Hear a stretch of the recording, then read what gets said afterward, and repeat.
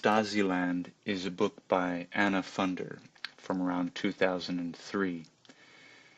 The author was born and raised in Australia, and she got interested in learning German.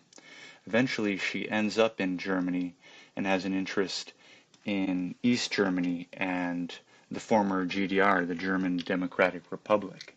In the book, she goes back and forth between giving a little bit of historical background information and telling you a little bit more about her journey trying to get in touch with various people to interview to learn more about life before the wall came down. The book gets its name from the Stasi, or the secret police of the GDR. A continuing theme throughout the book is the intensity of the surveillance state.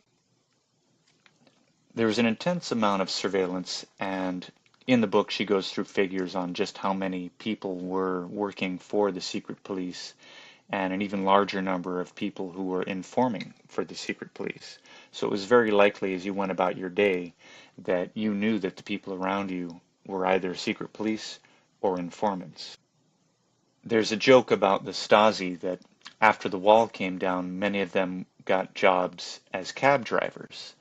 And they made wonderful cab drivers because when you got in their cab, you didn't have to say anything because they knew all about you and where you lived.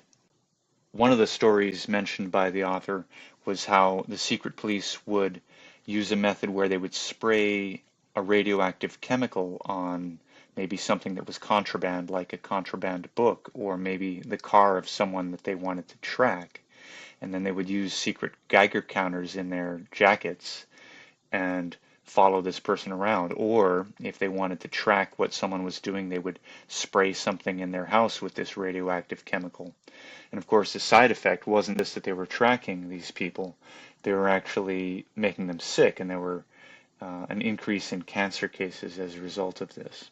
The author interviewed quite a wide range of people for the book, and you have to imagine yourself as a non-German, a non-native German speaker, seeking out all these different kinds of people, including former Stasi officers, and meeting with them, sometimes in fairly intimidating situations, in order to get these interviews, in order to get their stories. Some of them were fairly belligerent and still very proud of their former work as secret police.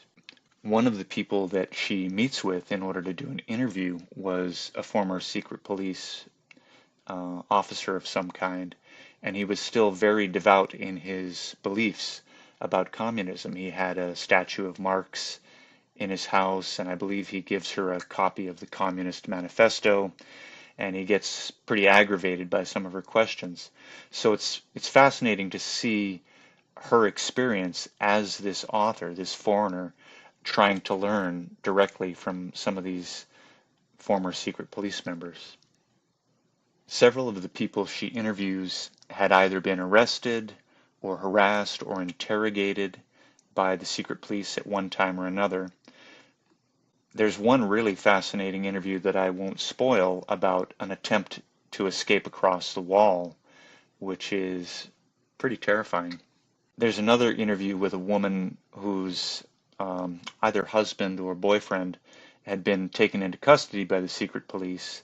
He disappears for a while, and then later on they claim that he committed suicide while in prison, but they were unwilling to hand over the body for examination. They took care of the funeral for her despite her protests, and they wouldn't let her near the body in order to see what had happened, and quickly buried the body before anyone could look at it carefully. The ceremony was done in a very odd fashion, carefully directed by government officials. A big part of what makes the book really interesting is you can imagine yourself being one of the citizens of East Germany, being harassed or interrogated. She also interviewed an East German rock star, and there's some fun stories about his experience being censored by the government. Many of the stories have a bizarre character to them where people are living in a almost imaginary world. There's something kind of darkly funny about many of the stories, and people find that when they're being interrogated, for example, by the secret police, often it's better to tell the secret police an invented lie that they'd like to hear rather than the actual truth. When the East German government was crumbling, one of the last things that happened was the secret police tried to destroy these enormous amounts of records that they had on everybody, and they jammed up their paper shredders with loads and loads of files. Lots of these shreds of paper have been recovered, and she goes and describes this project to piece together all these different little shredded bits of paper, and many people find the information about themselves, the records that the government had. Many people are interested to find out maybe if there's information on what happened to a loved one who was disappeared. One of the strange lessons that you learn as you read the book is that despite the fact that so many people that she interviewed had terrible stories of what life was like before the wall came down, they also seem to have a strange nostalgia for the past. Even though things had been terrible, for some reason people longed to go back to the old days, that even if the old days were terrible, they were still somehow the good old days.